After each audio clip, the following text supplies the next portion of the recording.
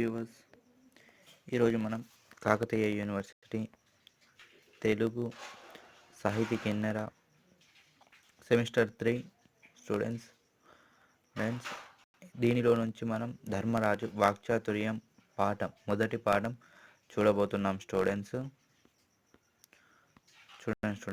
ధర్మరాజు వాక్చాతుర్యం పాఠం ఈరోజు చూడబోతున్నాం. స్టూడెంట్స్ దీనిలో నుంచి ముందుగా ఇది ప్రాచీన కవిత్వం. స్టూడెంట్స్ దీనిలో చూడండి. స్టూడెంట్స్, ధర్మరాజు వాక్చాతుర్యం ఇది ప్రాచీన కవిత్వం. స్టూడెంట్స్ భారత ఉద్వేగం తృతీయ శ్వాసం నుండి గ్రహించింది. కవి పరిచయానికి వస్తే స్టూడెంట్స్, పాఠ్యభాగము ధర్మరాజు వాక్చాతుర్యం. స్టూడెంట్స్ పాఠ్యభాగ్యం ధర్మరాజు వాక్చాతుర్యము దేని నుండి గ్రహించబడింది అంటే భారతము ఉద్వేగ పరము తృతీయ శ్వాసము నుండి తిక్కన్న శ్వాసం నుండి గ్రహించబడినది ఈ పాఠభాగ్యము. ప్రాచీన కవిత్వము స్టూడెంట్స్ దేని నుండి గ్రహించబడింది? భారత ఉద్వేగ పరము తృతీయ శ్వాసము నుండి ప్రాచీన కవిత్వము తీసుకురావడం జరిగింది, గ్రహించబడింది. నెక్స్ట్ కవి ఎవరు అనగా తిక్కన్న సోమయాజి. స్టూడెంట్స్ నెక్స్ట్ ఆయన కాలము 13వ శతాబ్దం. స్టూడెంట్స్ నెక్స్ట్ తిక్కన్నయ్య ఏ రాజా ఆస్థాన కవి? తిక్కన్న నెల్లూరును పరిపాలించిన మనుమని సిద్ధి ఆస్థాన కవి. స్టూడెంట్స్ నెక్స్ట్ తిక్కన్న ఏ రాజు స్టూడెంట్స్ తిక్కన్న బిరుదులు ఏమనగా కవి బ్రహ్మ, ఇంకా ఉభయ కవి మిత్రుడు. చూడండి స్టూడెంట్స్ నెక్స్ట్ భారతం ఎవరికి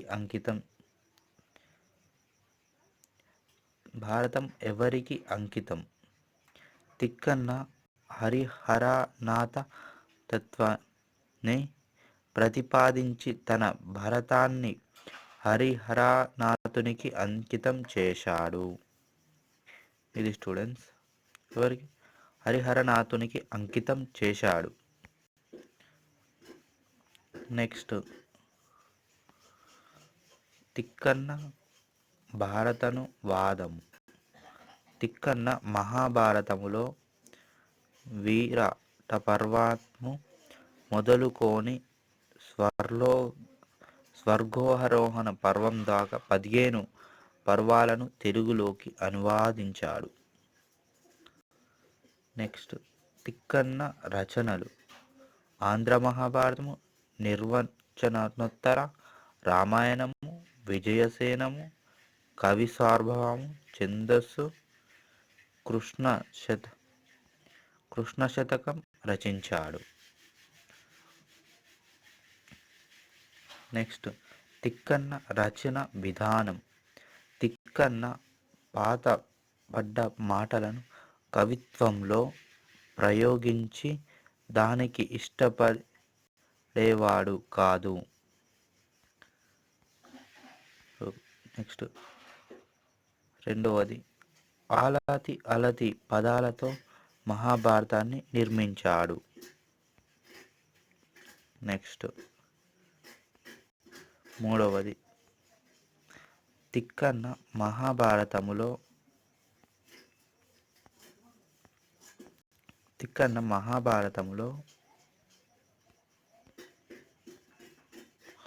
మహాభారతములో నాటకీయ శైలిని ప్రవేశపెట్టి రంగస్థలం మీద పాత్రలు కడలాడుతున్న అనుభూతిని కల్పించాడు. నెక్స్ట్ తిక్కన్న వ్యక్తిత్వము. తిక్కన్న సుఖవింద్ర బృంద రాక్షకుడు అని కేతన తిక్కన్న వ్యక్తిత్వాన్ని ఆవిష్కరించాడు. నెక్స్ట్ వచ్చేసరికి పాఠ్యభాగ సందర్భం స్టూడెంట్స్. దీనిలో పాండవులు అరణ్య అజ్ఞాతవాసాలు పూర్తి చేసిన తర్వాత కొంతకాలం ఉప్పన్య ఉపప్లవంలో ఉన్నారు. ఏమంటున్నా, పాండవులు అరణ్య అజ్ఞాతవాసాలు పూర్తి చేసిన తర్వాత కొంతకాలం ఉపప్లవంలో ఉన్నారు. తర్వాత పాండవులు ఒప్పందం ప్రకారం రాజ్యభోగం తిరిగి ఇమ్మని కౌరవులను వద్దకు ద్రుపదుడిని తన పురోహితుడైన రాయబారిగా పంపాడు. పంపిన తర్వాత అతడు పాండవులకు కొంత రాజ్యం ఇవ్వమని కౌరవులు చెప్పాడు.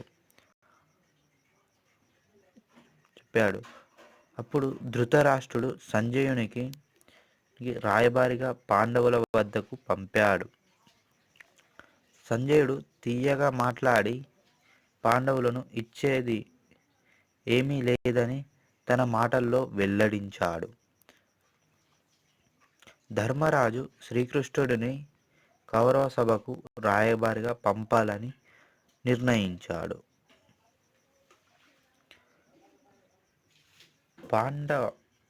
పాండుపుత్రులు ద్రౌపది శ్రీకృష్ణుడు వద్దకు వెళ్ళి కృష్ణుడిని కౌరవ సభకు రాయబారిగా వెళ్ళమని ప్రార్థించారు.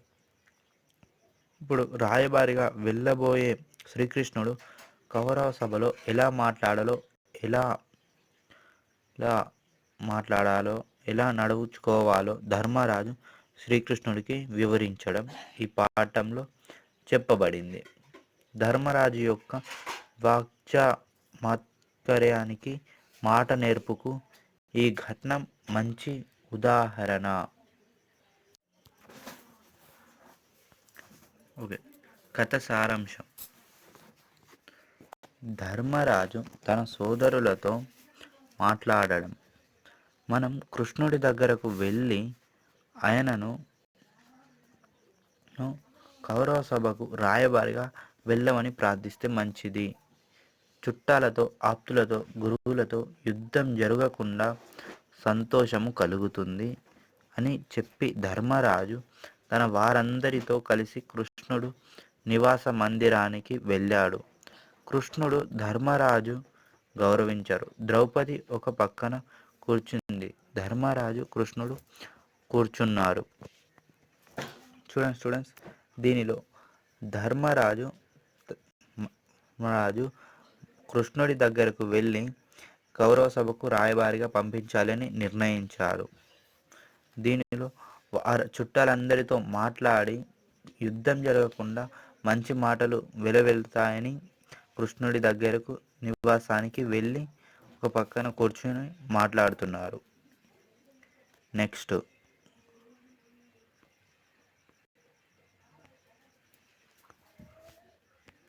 చూడండి ఫ్రెండ్స్.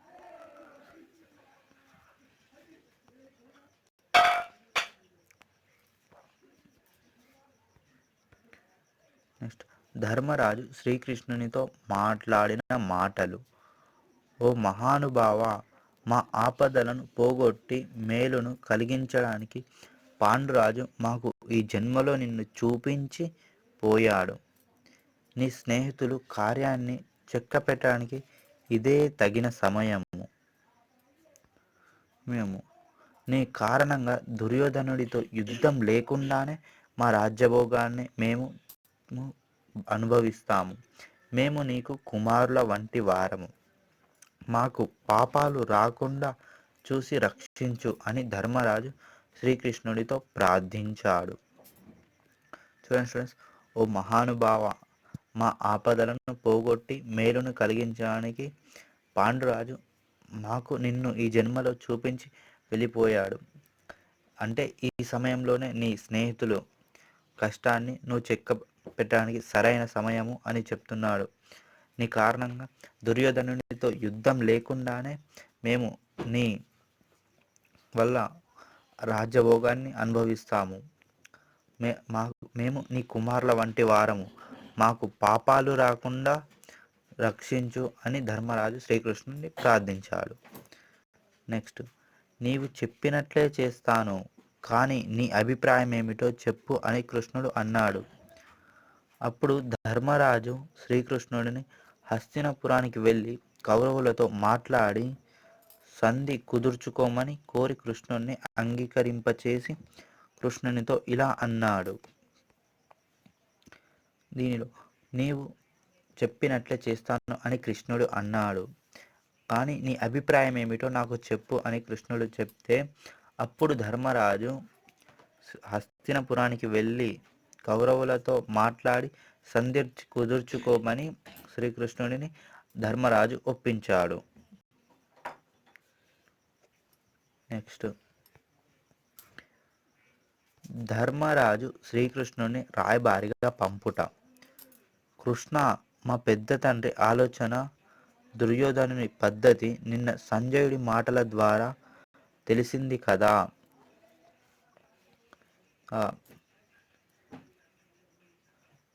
సంజయుడి బాగా తెలిసింది కదా. వారి మనస్సులు సంజయుడికి బాగా తెలుసు. రాజభాగం పంచకుండా మంచి మాటలతో మా కోపాన్ని పోగొట్టాలని వాళ్ళు అనుకుంటున్నారు. మేము అరణ్య అజ్ఞాతవాసాలు చేసి వచ్చాము. మా పెద్ద నాన్న వంశమర్యాదను పాటించడం లేదు. కొడుకు అంటే ప్రేమ కాబట్టి దుర్యోధనుడు వంకరతనాన్ని ఆయన మాన్పలేదు. ఇంతకంటే మాకు కష్టం ఏముంది? చూడండి స్టూడెంట్స్, ధర్మరాజు శ్రీకృష్ణునికి రాయబారిగా పంపుట. కృష్ణ, మా పెద్ద తండ్రి ఆలోచన, దుర్యోధనుడి పద్ధతి నిన్న సంజయుడి మాటల ద్వారా ధర్మరాజుకి తెలిసింది. వారి మనస్సులో సంజయ్కి బాగా తెలుసు కదా. రాజభాగం పంచకుండా మంచి మాటలతో కోపాన్ని పోగొట్టాలని చూస్తున్నారు. మేము అరణ్య అజ్ఞాతవాసాలు చేసి వచ్చాము. ఎన్నో అజ్ఞాతాలు పూజలు చేసి వచ్చారు. మా పెద్ద నాన్న వంశ మర్యాదను పాటించడమే లేదు. కొడుకు అంటే ప్రేమ కాబట్టి దుర్యోధనుని వంకరతనాన్ని ఆయన మాన్పలేదు. ఇంతకంటే మాకు కష్టం ఏముంది?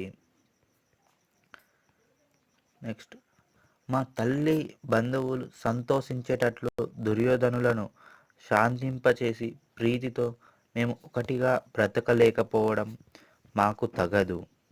ఇక్కడి చుట్టాలు నీవు వింటుండగా మాకు 5 ఊళ్ళు ఇస్తే చాలు అన్నాను. దీనిలో అసాధ్యము లేదు. కానీ దుర్యోధనుడు ఆ మాత్రానికైనా అంగీకరిస్తాడో లేదో. ఒకవేళ అంగీకరింపకపోతే యుద్ధం జరుగుతుంది. దానికి నేను సహింపలేను. నా వద్ద ఉన్న బంధువులను కోడుగుడ్డల కోసమే నేను రాజభోగం అడుగుతున్నాను. మా తల్లి బంధువులు సంతోషించేటట్లు దుర్యోధనులను శాంతింపచేసి ప్రీతితో మేము ఒకటిగా బతకలేకపోవడం మాకు తగదు. ఇక్కడి చుట్టాలు నీవు వింటుండగా మాకు 5 ఊళ్ళు ఇస్తే చాలు. ఎందుకంటే గుడ్డ కోసమే అడుగుతున్నాను. కానీ ఆ 5 ఊళ్ళు ఇవ్వడానికి కూడా ధృతరాష్ట్రుడు ఒప్పుకుంటాడో లేదో, అంగీకరిస్తాడో లేదో అనే సందేహంతో, ఒకవేళ ధృతరాష్ట్రుడు ఒప్పుకోకపోతే యుద్ధం జరగడం తప్పదు. దానికి నేను సహించలేను అని చెప్తున్నాడు. నెక్స్ట్, మేము కలిసి ఉంటే మా ఇద్దరికీ ఆనందము కలుగుతుంది. ఎవరినైనా చంపాలనుకోవడం దేనికి? మరో మార్గం లేదా? ఆ పక్షములో బంధుమిత్రులు ఉన్నారు. వారినందరినీ సంపద కోసం చంపి నింద పొందడాన్ని, పాపము పొందడాన్ని నేను సహింపలేను. క్షత్రియ ధర్మం ఎంతో కష్టమైనది. రాజులకు శాస్త్ర జీవనమే సరైనది. అయినా వంశనాశం నాకు ఇష్టము కాదు. మేము కలిసి ఉంటే మా ఇద్దరికీ మంచిది, ఆనందము కలుగుతుంది. ఎవరినైనా చంపాలనుకోవడం ఎందుకు? దేని కొరకు? మరో మార్గం లేదా? ఆ పక్షంలో బంధుమిత్రులే ఉన్నారు. ఈ వారందరినీ సంపద కోసం చంపి ఆ నిందని మోపడం నాకు అవసరం లేదు. పాపము పొందడాన్ని నేను సహింపలేను. కానీ క్షత్రియ ధర్మం ఎంతో కఠినమైనది. రాజులకు శాస్త్ర జీవనమే సరి అయినది. అయినా వంశనాశనము నాకు ఇష్టము కాదు. నెక్స్ట్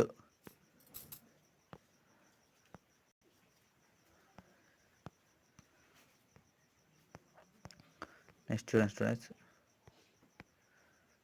యుద్ధం వల్ల లాభ నష్టాలు.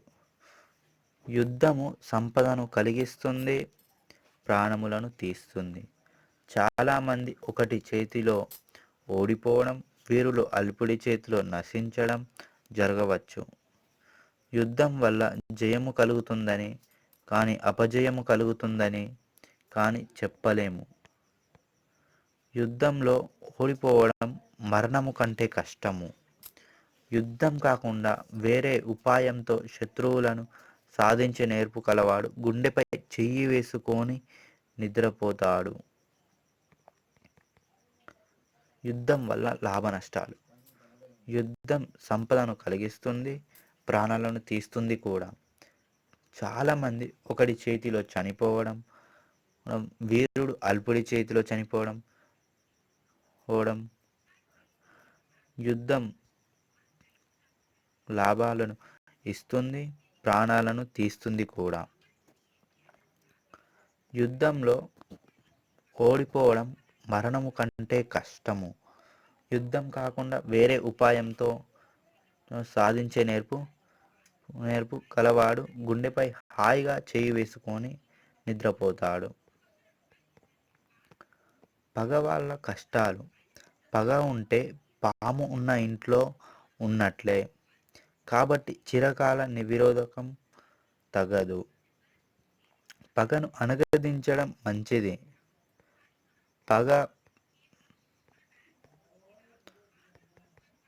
పగతో పగ అనగదు. పగ ఉన్నప్పుడు ఎదిరించకుండా ఉండడం, జవాబు చెప్పకుండా ఉండడం అసాధ్యము. పగ పూర్తిగా తీర్చుకోవాలంటే హింస తప్పదు. ఏ విధంగా చూసినా పగ మంచిది కాదు. శాంతిని వహించాలి.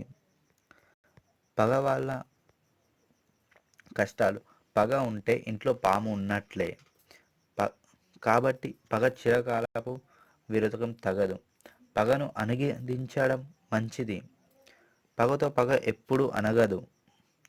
పగ ఉన్నప్పుడు ఎదిరించకుండా, జవాబు చెప్పకుండా ఉండలేము. అసాధ్యము. పగ పూర్తిగా తీర్చుకోవాలంటే హింస తప్పదు. ఏ విధంగా అయినా పగ మంచిది కాదు. మేము యుద్ధం జరగని పద్ధతిలో సంపదను కోరుతున్నాము. ధనములని పోకుండా, కులనాశనము కాకుండా మరే పద్ధతిలోనైనా మన పని నెరవేరడం మంచిది. నెక్స్ట్ సంధి వచనముల తీరు. కృష్ణ, మా మీద పక్షపాతం విడిచిపెట్టు. ధర్మముతో, నీతితో రెండు పక్షాల వారికి మేలు జరిగే విధంగా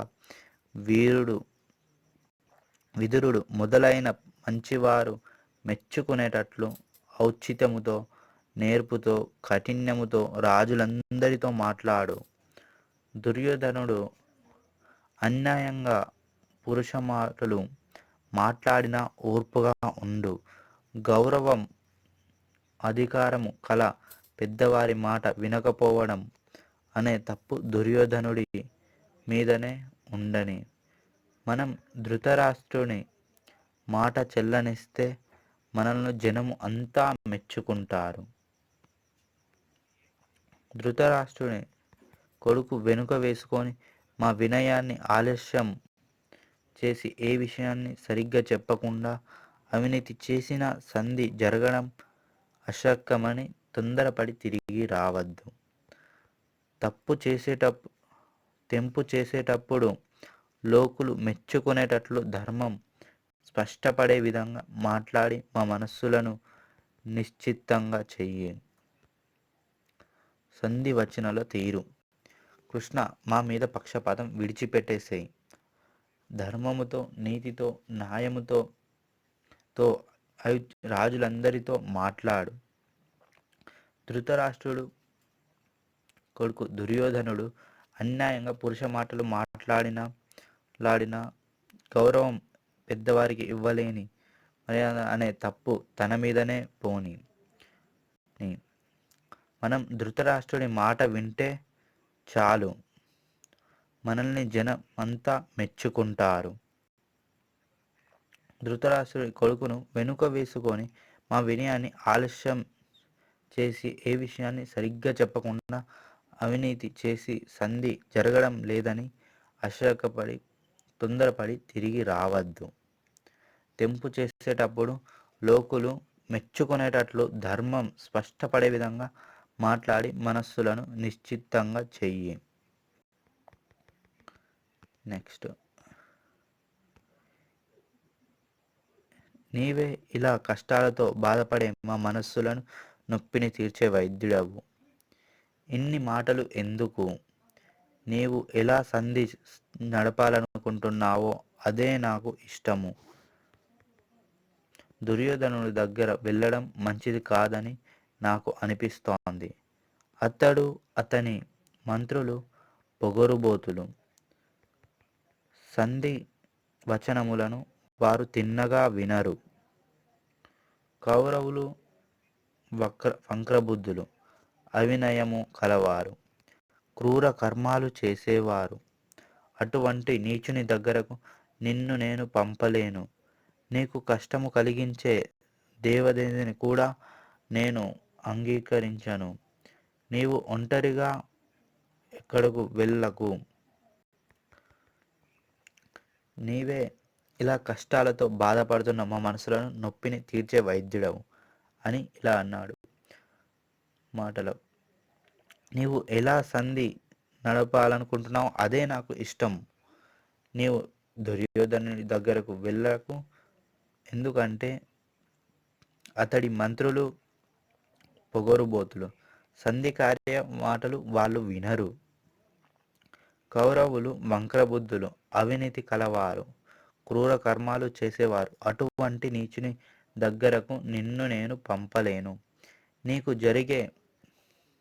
నీకు కష్టము జరిగే పనిని దైవ సన్నిధినైనా నేను అంగీకరింపలేను.